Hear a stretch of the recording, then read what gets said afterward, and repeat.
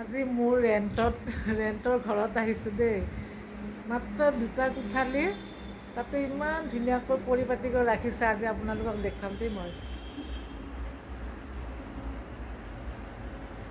মোৰ ৰেণ্টৰ হয়, এওঁ ডাঙৰ ছোৱালী যাবগৈ কালি শ্বিলঙত, আৰু এয়া বাইদেউ।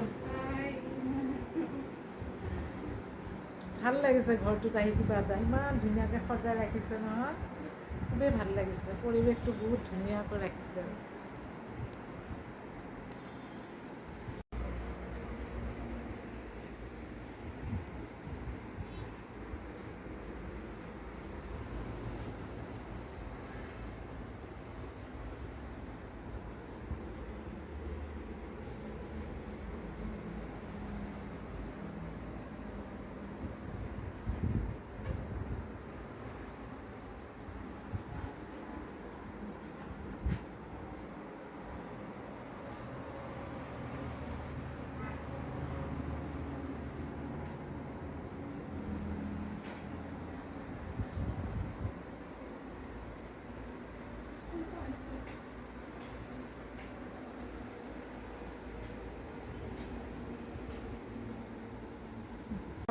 মনে কৰা